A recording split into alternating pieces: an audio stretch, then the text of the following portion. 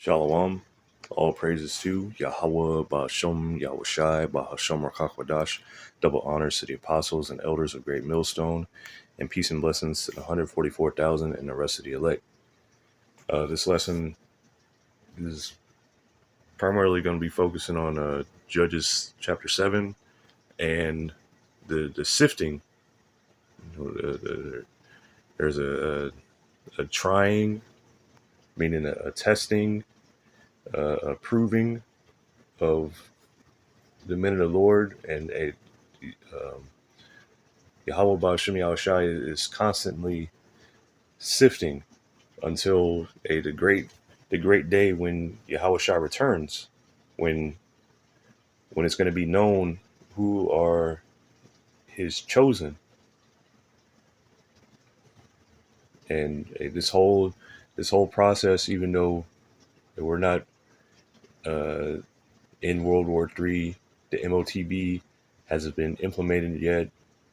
Jacob's trouble hasn't started.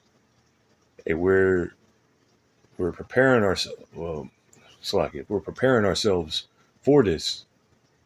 And we're preparing mentally, and we're preparing to be tried. As gold is tried in a furnace, because this is going to affect the entire world. But this is Romans chapter 15 and verse 4. For whatsoever things were written aforetime were written for our learning, that we through patience and comfort of the scriptures might have hope. And let me look at this word for learning real quick. G1319, didaskalia, says instruction, doctrine, learning, teaching, that which is taught, the teachings, precepts. But this is for our learning, the instruction, how things are done, knowing that there's a constant sifting, that there's an elect, knowing the names of Yahweh while Yahushai. Like, all this is done through the scriptures.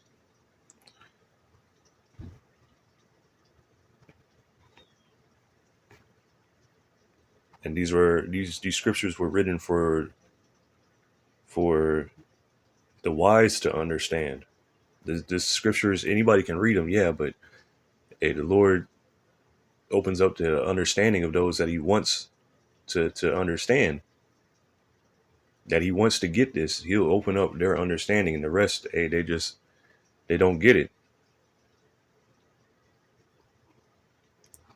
When we look at this word for patience, this is G5281, hypomone.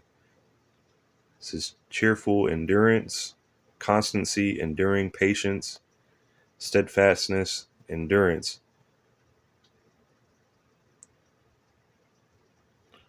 In the New Testament, the characteristics of a man who is not swerved from his deliberate purpose and his loyalty to faith and piety. Yeah. But patience is suffering. Endurance, you build up your endurance through suffering. And you're going to go through a lot of sufferings in this world. Your woman leaving you, you not being able to find a woman, whatever.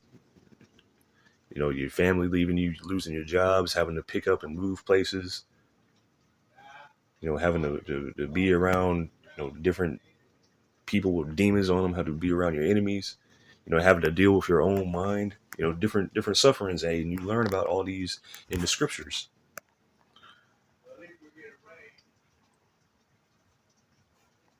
Let's see, comfort. G3874, paraclesis, says solace, comfort, consolation, comfort, that which affords comfort or refreshment. Persuasive discourse, stirring. But that sounds good right there, that comfort or refreshment, because we get refreshed through the scriptures, knowing that the men that were written about, they were tried. Yahushai, he had the ultimate trial.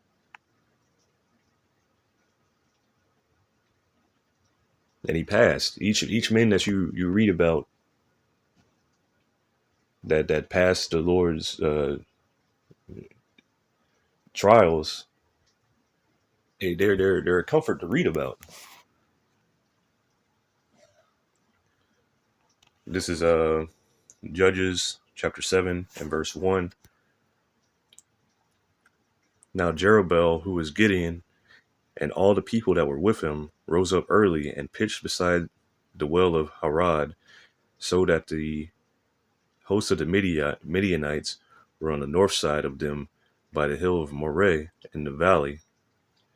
And Yahweh Ba'ashem Yahushai said unto Gideon, the people that are with thee are too many for me to give the Midianites into their hands, lest Israel vaunt themselves against me, saying, mine own hand have saved me. So here Yahweh is saying, telling to Gideon, hey, you got too many people with you. You know, these people are gonna think they did something when, hey, this is all through me. So he's gonna show, you know, his power.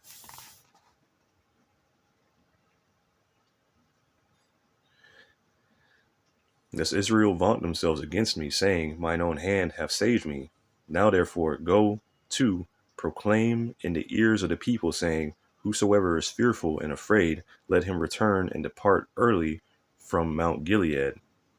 So whoever's scared, whatever, they just go home. You know, and that's a lot of people. You know, it said, oops, I didn't mean to do that. Whosoever is fearful and afraid, let him return and depart early from Mount Gilead. And there return of the people 20 and 2,000, and there remain 10,000. So that's about let me see, about 2/3 of the people right there, up and left. They were all scared, fearful.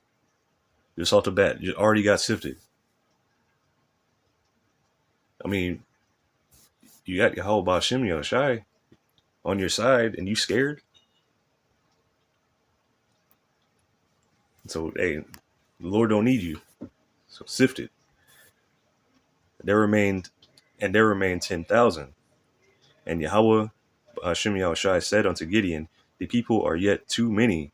Bring them down to the water, and I will try them for thee there. And it shall be that of whom I say unto thee, this shall go with thee, the same shall go with thee, and of whomsoever I say unto thee, this shall not go with thee, the same shall not go. So from here, put them into two groups. And let me get this word for try, because this is going to come up later. H6884, Tazarap, or Tazarap. And it says to refine, to cast, to fine, you know, like a goldsmith, to pure, to purge away. So these Israelites were purged, are going to be purged out through this trial, to smelt, to refine, to test.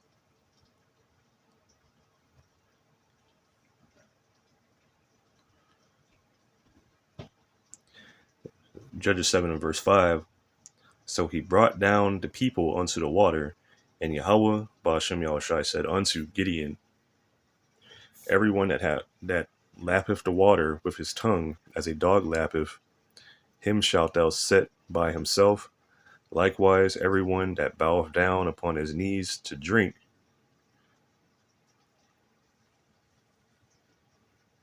And the number of them that lapped, putting their hand to their mouth, were 300 men. But all the rest of the people bowed down upon their knees to drink water. So you had people that got down on their knees and put their face to the water, and you had the other men that cupped the water in their hands and put it to their mouth. And those were the ones that were chosen. You know. Verse 7, and Yahweh Ba'ashem Yahushai said unto Gideon, by the 300 men that lapped will I save you, and deliver the Midianites into thine hand, and let all the other people go, every man unto his place. So, hey, out of that 10,000 that was left, only 300 went up the battle against the Midianites, and they prevailed. The 300 men that Yahweh Ba'ashem Yahushai set up, they prevailed. Much like the in the coming times, because the elect, you only have a, what is it? The Israel is as the sands of the sea, an innumerable multitude. But in the coming times, only what, the 144,000 are going to be that chosen elect, and then you have 1/3 that are here that are also part of that innumerable multitude. But the elect, or the 144,000, are like the elect of the elect, much like just 300. But that's all I pretty much wanted from that, because the Lord is doing a sifting. He has his how do you say it? He has his criteria a certain way, and if you don't meet it, hey, you're sifted out. So the elect are going to meet this criteria. For one, they have the faith.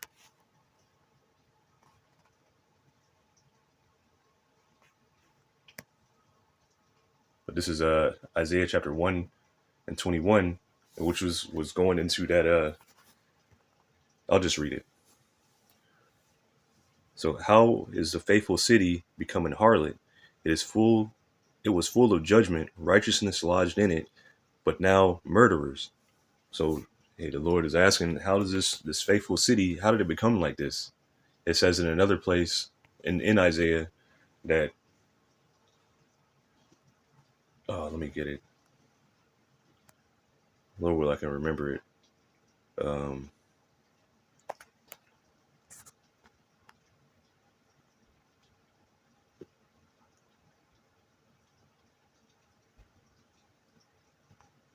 Here we go.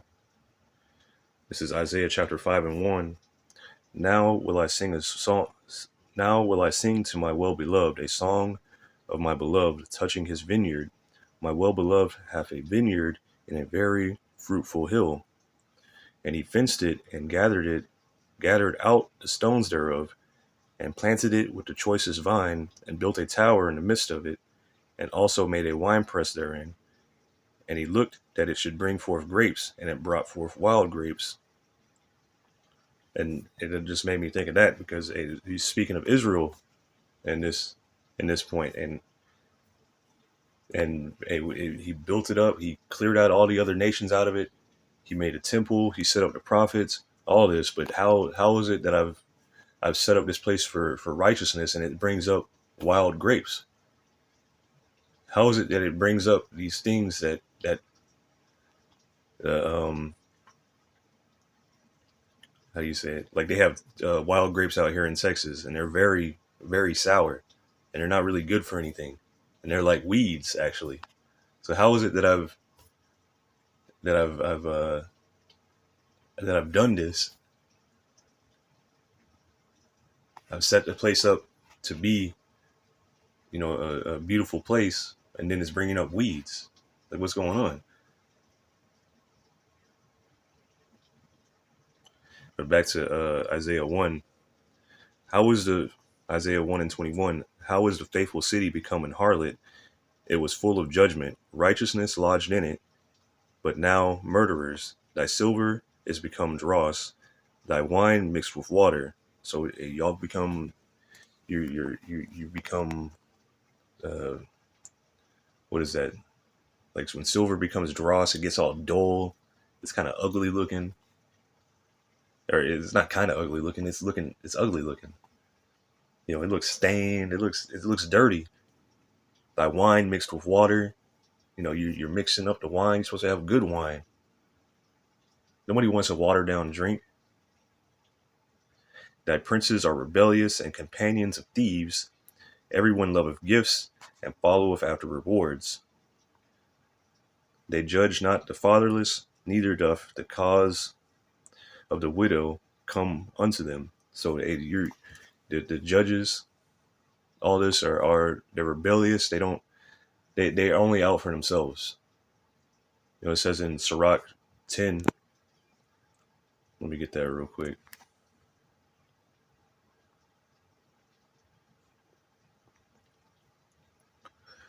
Sirach 10 and 2, as the judge of the people is himself, so are his officers, and what manner of man the ruler of the city is, such are all they that dwell therein. So if the rulers are all rebellious, companions of thieves, out for themselves, not judging matters, like how they not judging righteously, you know, this is gonna take over. This is the whole. Everybody's gonna be like this because they're looking at the leaders like, okay, this is okay to do.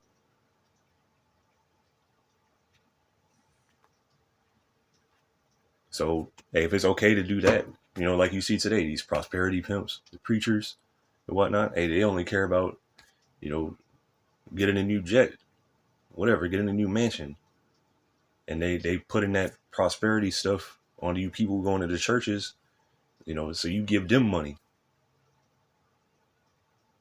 and then they go buy some stuff,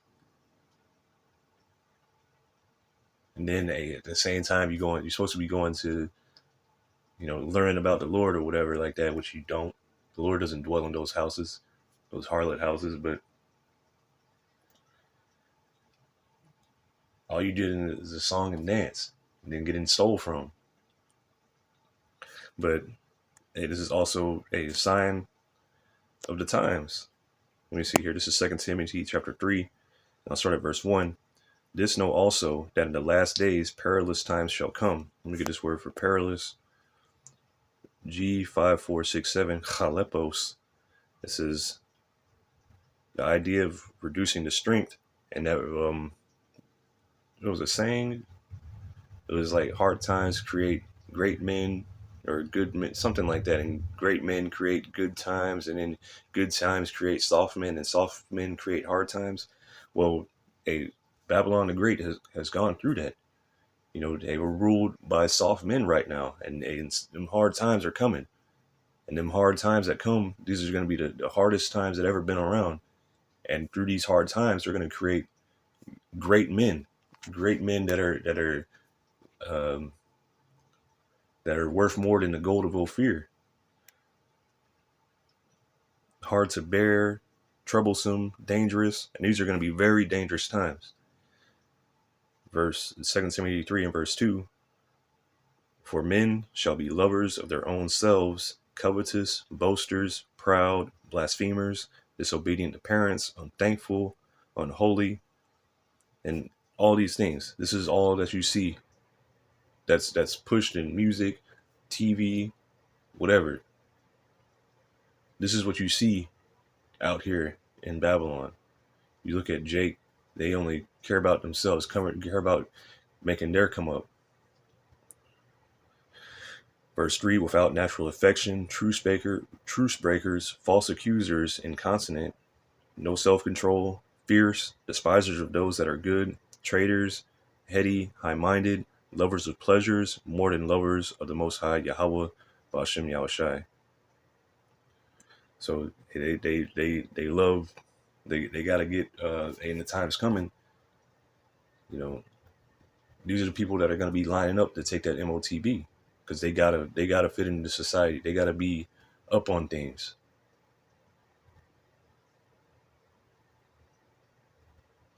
Telling you signs of what to look out for. Signs to look out for even in yourself.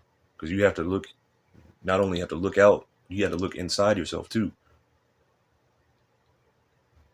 Am I fitting into these characteristics? Having a form of godliness, but denying the power thereof, from such turn away. So they deny the Lord. They might look, from the appearance of things, they might look like godly men, whatever like that, but inside they're ravening wolves. These people are only in it for themselves. This is back to Isaiah 1 and verse 24. Therefore, saith the Lord, Yahweh Ba'ashem Yahushai of hosts, the mighty one of Israel. I will ease me of mine adversaries, and avenge me of mine enemies. So, all these men, women, children of Israel that do like this, hey, you're an enemy to the Lord, and the Lord is gonna hey, he's gonna do something with you. He's gonna avenge himself of you, and I will turn my hand upon thee and purely purge away thy dross and take away all thy sin. So how is he gonna do that? By getting rid of the majority of y'all, 2/3 of you. Y'all gotta go. And I will restore thy judges as at the first, and thy counselors as at the beginning. Afterward, thou shalt be called the city of righteousness. Slakia. Isaiah 1:26. And I will restore thy judges as at the first, and thy counselors as at the beginning. Afterward, thou shalt be called the city of righteousness, the faithful city.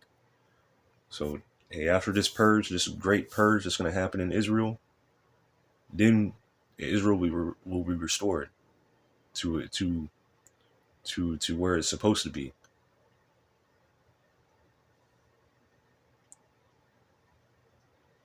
Verse 27: Zion shall be redeemed with judgment, and her converts with righteousness.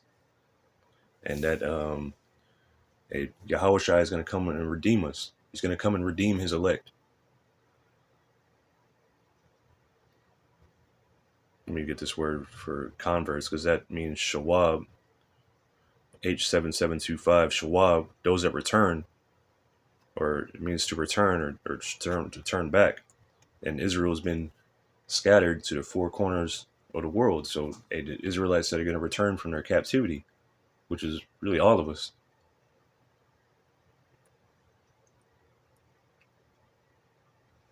But hey, we're going to be a righteous nation once again. And the whole world is going to see this happen in real time. This is Matthew chapter 22. And just to the point, for many are called, but few are chosen. And while this was a parable, going into the great the great wedding feast that was happening, like right now, we're calling people to the supper, to this great, to the wedding. And the wedding is going to is the marriage of the Lamb in Israel. Meaning, we're going to be joined back together again. We're going to be joined back together with our Lord.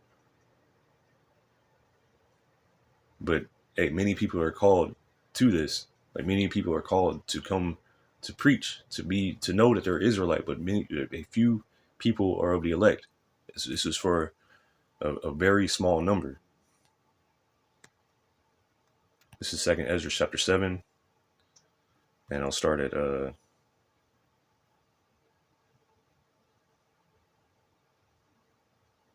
verse 3. 2nd Ezra chapter 7 and verse 3. And I said, speak on, my power. Then said he unto me, and this is Ezra is having a series of visions, and he's speaking to an angel.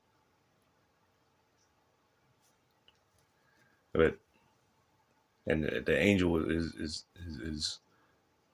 telling him many different things. He's telling him different prophecies. He's telling him different things that are going to happen, different events, and expounding to him about these things. But this is 2nd Ezra chapter 7 and verse 3. And I said, speak on, my power. Then said he unto me, the sea is set in a wide place, that it might be deep and great. But put the case, the entrance were narrow and like a river. Who then could go into the sea to look upon it and to rule it? If he went not through the narrow, how could he come into the broad?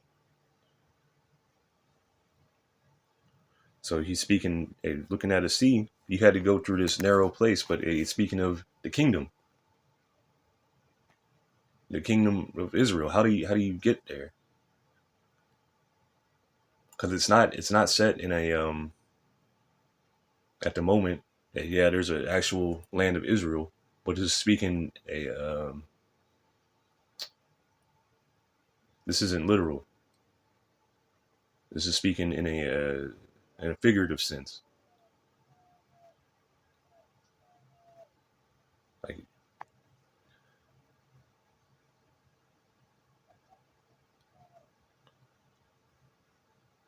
Let me read that again. 2nd Ezra 7:3. And I said, Speak on, my power. Then said he unto me, The sea is set in a wide place, that it might be deep and great. But put the case, the entrance were narrow and like a river. Who then could go into the sea to look upon it, and to rule it? If he went not through the narrow, how could he come into the broad? Verse 6. There is also another thing. A city is builded and set upon a broad field, and is full of good things, is full of all good things. The entrance thereof is narrow, and is set in a dangerous place to fall, like as if it were a deep fire on the right hand, and on the left a deep water. So, and one only path between them both, even between the fire and the water, so small there could but one man go there at once. So, speaking of this, which I'll continue reading. If the city were now given unto a man for an inheritance, if he never shall pass the danger set before it, how shall he receive this inheritance? So the angel is breaking down, telling Esdras about this city, which represents the kingdom of heaven, the kingdom of Israel, this new kingdom that's coming. If this path can only be traveled one man at a time, meaning that you have to go through this alone, pretty much. While there's other people that are on the same path, there's other men on the same path, but this can only be done on your own. Nobody can walk the path for you.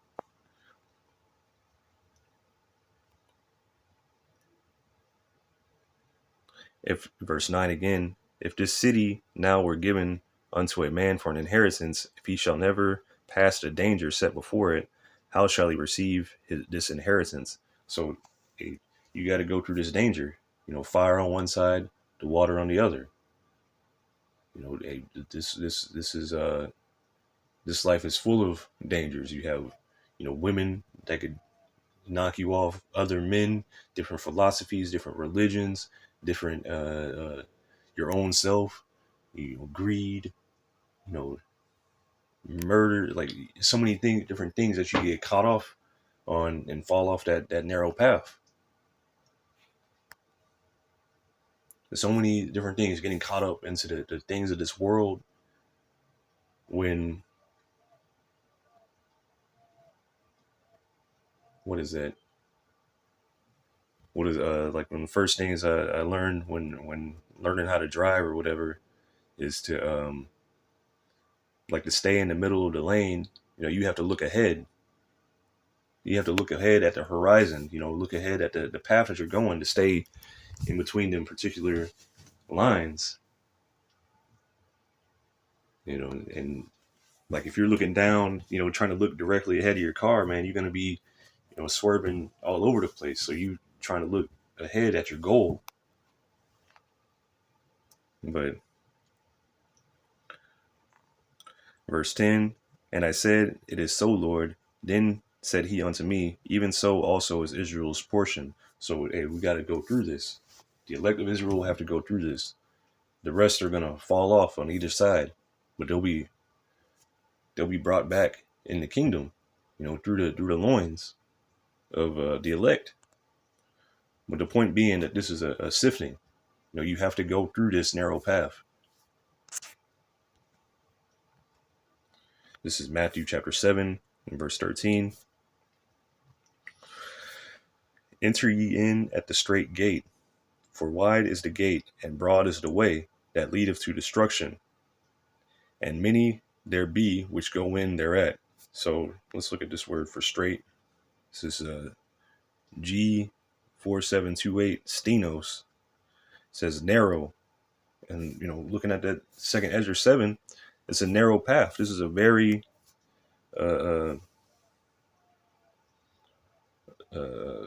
narrow walk. For wide is the gate and broad is the way. Now, you look at everything else out there, all the people that are prosperous or whatever, Look at what they do. Look at the path that has been chosen for them. Because we don't choose anything in this life. Hey, the Lord has already mapped out all this for us.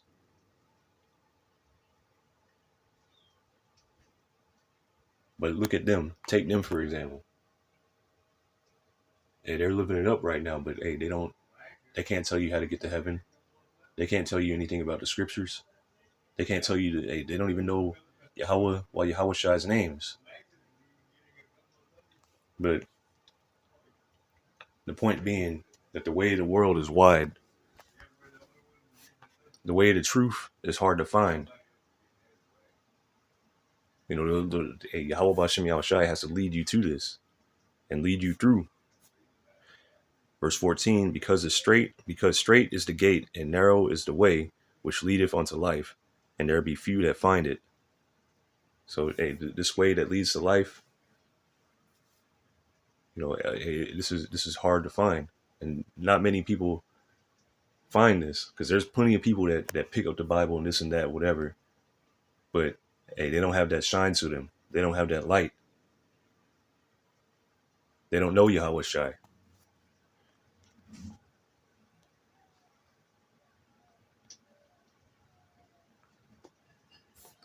This is Baruch chapter 4 and verse 1. This is the book of the commandments of the Most High Yahweh Ba'ashem Yahweh Shai, and the law that endureth forever. All they that keep it shall come to life, but such as leave it shall die. So, hey, this is the book, the commandments. Hey, you keep these commandments, or you're going to come to life. You're going to be alive, and not many people can find this, to understand this. Verse 2, turn thee, O Jacob, and take hold of it. Walk in the presence of the light thereof, that thou mayest be illuminated. And that light is Yahweh Shai. Matter of fact, let me get that. Yahweh Shai is the word, and Yahweh Shai is that light. He's leading us through this land of darkness. The whole earth is engulfed in darkness. And only a Yahweh Shai sheep that have that light can walk that path.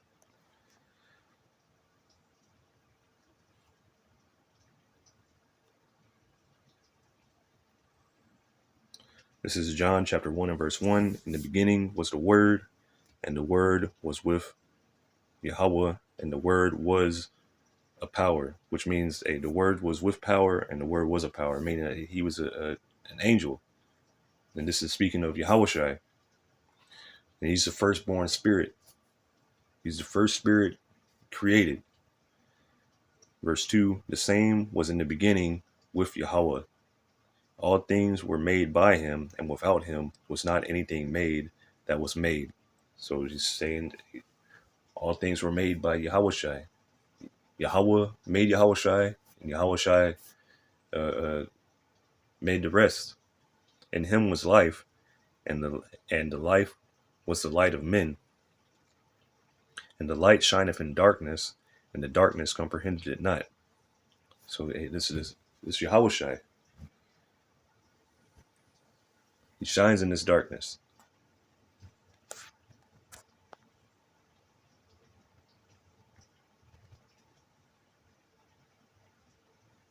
Oops. I think that's Isaiah 9.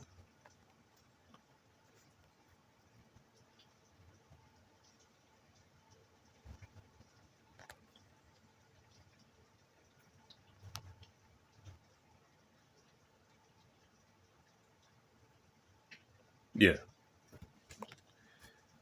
This is Isaiah 9 and verse 2. The people that walked in darkness have seen a great light. They that dwell in the land of the shadow of death, upon them have the light shined. And this is speaking of Yahweh Shai. He is that light. He shined on us. And now we're walking in that light in this land of darkness where you can stumble over anything. But back, I got a little sidetracked.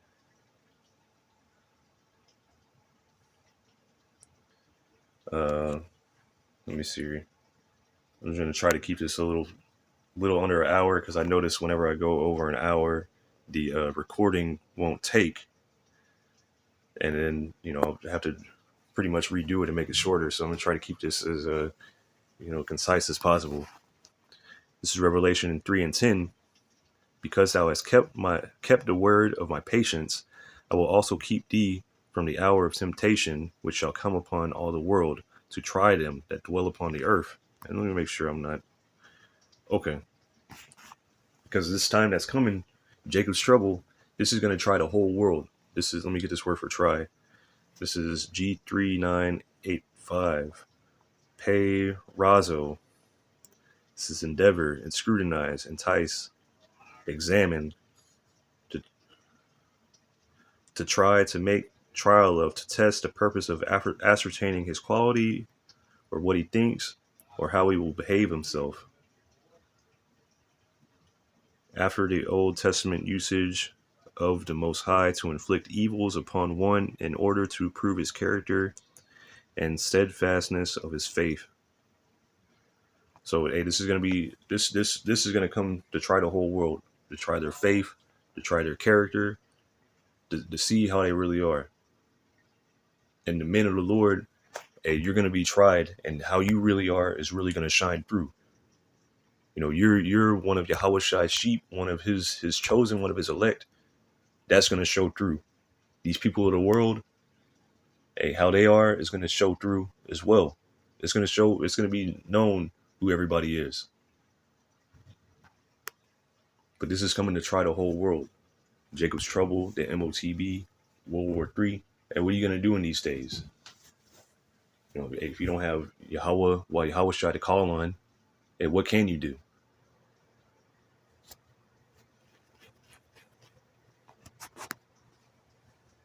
And it says, I will also keep them from the hour of temptation.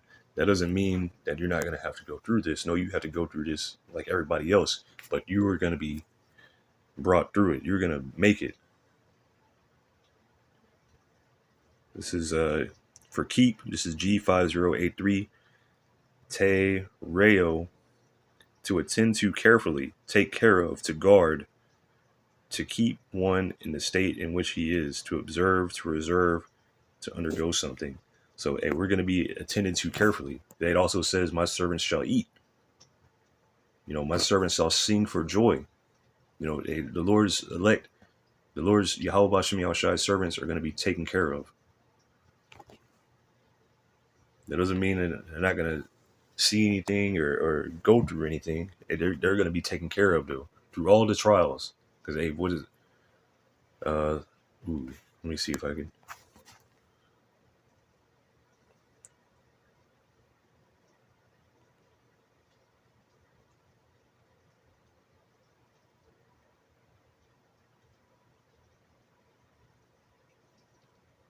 This is Deuteronomy chapter 31 and verse 6. Be strong and of a good courage. Fear not, nor be afraid of them.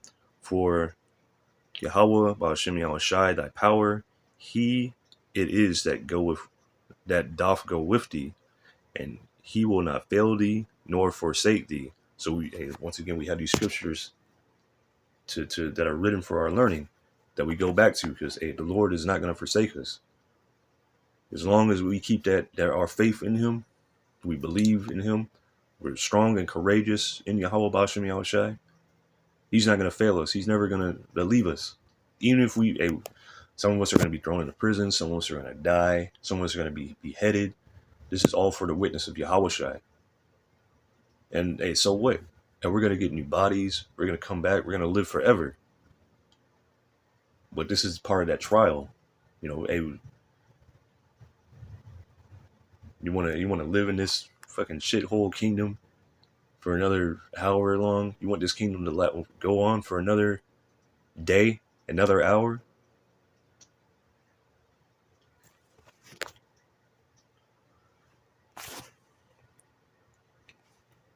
Verse 11, Ezekiel, Revelation 3, verse 11, behold, I come quickly, hold that fast which thou hast, that no man take thy crown. And, I had later that the elect are going to receive crowns from Yahushai. But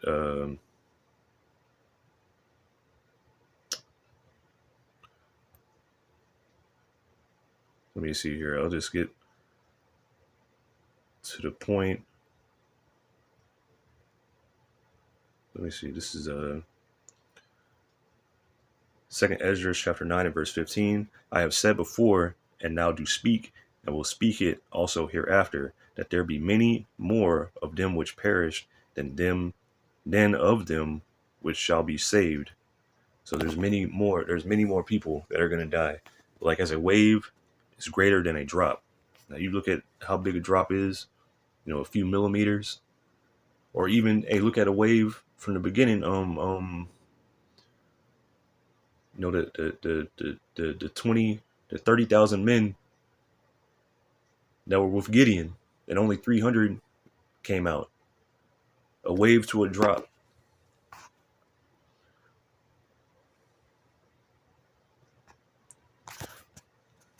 This is how many Israelites aren't going to make it compared to the elect that are like going to find gold, and those elect are worth way more than those that are lost. This is Jeremiah 30 and verse 6. Ask ye now and see whether a man doth travail with child. Wherefore do I see every man with his hands on his loins, as a woman in travail, and all faces turned into paleness. And speaking of these times, people are going to be panicking these times. Men are in these good times. Men are soft now. Men are effeminate now. They're not going to know what to do in this time of trouble. Verse 7, alas, for the day is great, so that none is like it. It is even the time of Jacob's trouble, but he shall be saved out of it. So this is Jacob's trouble, but the elect are going to be saved out of this trouble. And this is like a time never before. This is Daniel 12 and 1. And at that time shall Michael stand up, the great prince, which standeth for the children of thy people, the children of Israel.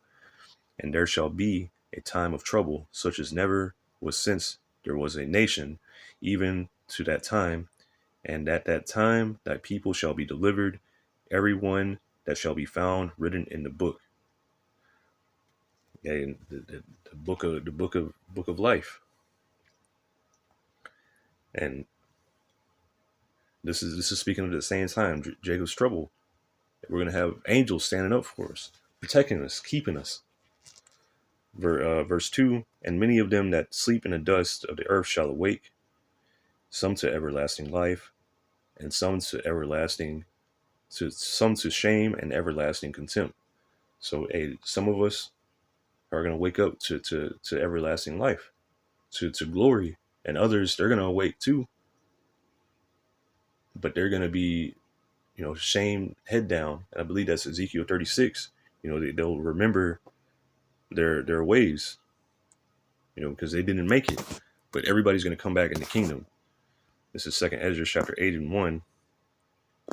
And he answered me, saying, the Most High hath made this world for many, but the world to come for few. And that's for the elect, because the elect are going to be ruling. They're going to be the 100, starting with Yahushai and 144,000. Those are going to be the new rulers. Zechariah 13 and verse 8. And it shall come to pass that in all the land, saith Yahweh, Ba'ashem Yahushai, and that land is speaking of is here, Babylon the Great, aka America. And it shall come to pass that in all the land, saith Yahweh, Ba'ashem Yahushai, 2 parts therein shall be cut off and die, but the third shall be left therein. So 2 parts, 2/3 are going to be cut off and die, but one part is going to be saved. And I will bring the third part through the fire, and will refine them as silver is refined, and will try them as gold is tried, and they shall call on my name, and I will hear them. I will say, it is my people, and they shall say, Yahweh, Ba'ashem Yahushai is my power. So to select, they're gonna be refined, they're gonna be tried. And let me see this word for refined. It's that same word, H6884, Tazarap. So to smelt, to refine, to test. The same word brought up 3 different times. This is a refining process. And we're gonna the elect, I say we, but the hopeful elect, they're gonna be calling on the names of the Lord. the Lord is going to hear them. They're going to be calling on Yahweh, Ba'ashem Yahushai. They're going to be calling on the names Yahweh, Wa Yahushai. That means Yahweh, he exists, he to be, Wa, meaning and Yahushai, meaning he delivers, he saves. And Yahushai is coming to save his people, which are the Israelites. Starting with the 144,000. The rest of the elect, the 2/3 ain't going to make it on this side. But he's going to hear his elect. This is 1 Peter chapter 4 and 12. Beloved, think it not strange concerning the fiery trial which is to try you, as though some strange thing happened unto you. So, this fiery trial, and we're all going to go through this. The two parts ain't going to make it. This isn't a strange thing, because this is written about. The scriptures were written for our learning. But rejoice inasmuch as ye are partakers of Hamashiach's sufferings. So, Yahushua had to suffer, and we have to drink of the same cup. We want that reward too. We got to go through that same thing. We got to drink of that cup as well. But rejoice in as much as you are partakers of Hamashiach's suffering, and rejoice in that. Rejoice that you're suffering. Because if you're not going through something or whatever, or life is just on easy mode for you, and then you should start to worry. You have too many good days in a row, whatever like that. The aches in your body suddenly stopped, and you doing cartwheels and backflips and all this stuff. Hey, I'll start worrying. Like, what's going on? But rejoice in as much as ye are partakers of Hamashiach's sufferings, that when his glory shall be revealed, ye may be glad also with exceeding joy. That when Yahushua cracks them clouds, him and the angels, and we're looking to be joyful at his coming. Finally, it's over. Not like the rest of the world, because the rest of the world, they're going to be in great fear. They're going to be mourning. This is James 1 and 12. Blessed is the man that endureth temptation, for when he is tried, he shall receive the crown of life, which the Lord hath promised to them that love him. So, you endure this temptation, you're promised a crown of life. And it also proves that you love the Lord, that you love Yahweh while Yahushai.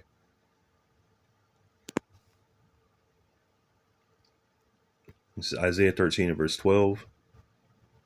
I will make a man more precious than fine gold, even a man than the golden wedge of Ophir. So, this man is going to be a man of the elect, a man of Yahweh Ba'ashem Yahushai. And he's going to be in these times, he's going to be refined more and more. And it's going to shine through. He's going to be worth more than any of these heathen 2/3 or whoever. He's going to be one of the most valuable men on the planet.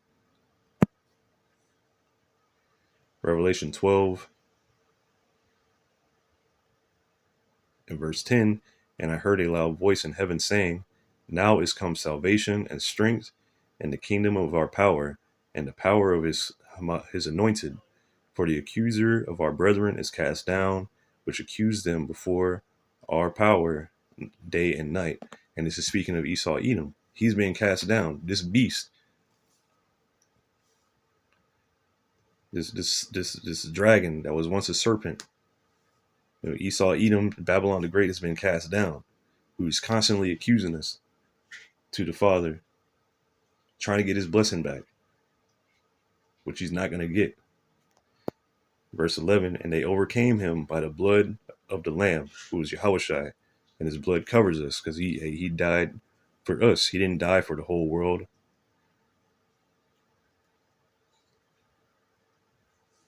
He died for Israel. He died so we could come back. And really, he died for the elect. But overall, all of Israel. And they overcame him by the blood of the Lamb, Yahushai, and by the word of their testimony. So through preaching this gospel, we overcame him, and they loved not their lives unto the death. So we have nothing in this life. We don't care nothing for this life. Everything is going to be destroyed. We don't want nothing to do with this. I have nothing in my life that I can say that I love more than Yahushua. But hey, the elect, the hopeful elect, hey, we're not invested in this.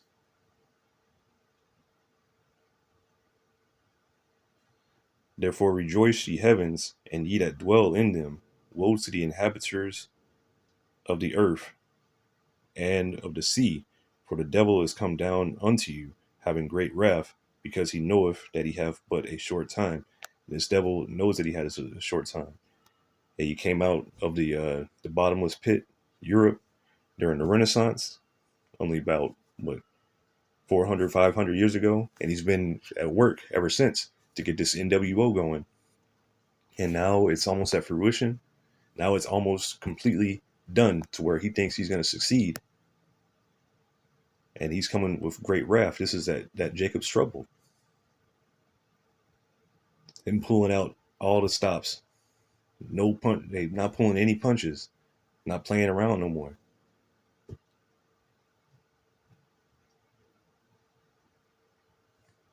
He wants that birthright back. He knows what this birthright is. He knows this is rulership forever. But he's not going to get it.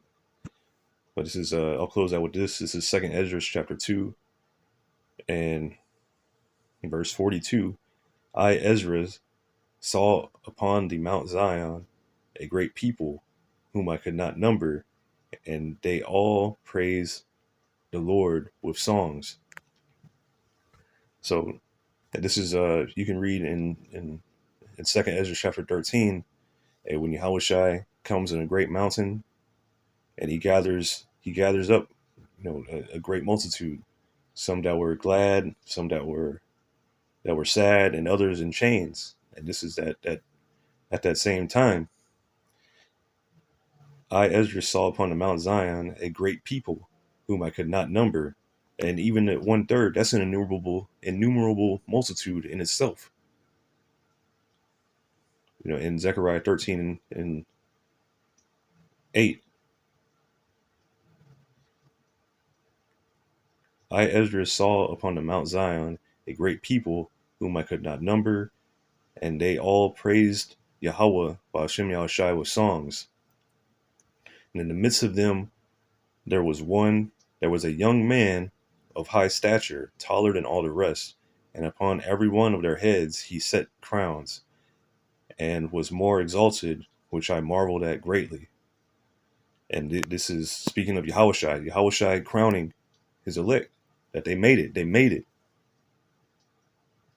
They made it through this. Because it was already written that they would succeed. While it's not naming them individually, but it's a great multitude of people. But compared to the rest, to everybody else, compared to a wave, that was a very small number. But they were crowned. So I asked the angel and said, Sir, what are these? And he answered and said unto me, These be they that have put off the mortal clothing and put on the immortal, and have confessed the name of Yahweh. Now are they crowned and receive palms. So the elect of Israel, we're going to be, I say we, but Lord willing, I'm over that number, but the elect are going to be the first immortals, the first fruit. It says that in Deuteronomy 30, that Yahweh, Ba'ashem Yahushai, will put his laws, or it says that in Ezekiel as well, that he'll put his laws in our inward parts. But it says in Deuteronomy 30 that he would circumcise our hearts, meaning that the laws are going to be put in us. We'll no longer be able to go off, no longer be able to transgress, meaning that if there's no transgressions or anything like that, you live forever. So you're going to be immortal. But hey, first you have to go through these trials. First you have to go through that narrow path. But I'm gonna end it off here. Lord willing, this was edifying. I'm going to give all praises to Yahweh, Ba'ashem, Yahweh Shai, Ba'ashem Chachadash, and double honors to the apostles and elders of Great Millstone, and peace and blessings to the 144,000 and the rest of the elect. Hey, Shalom.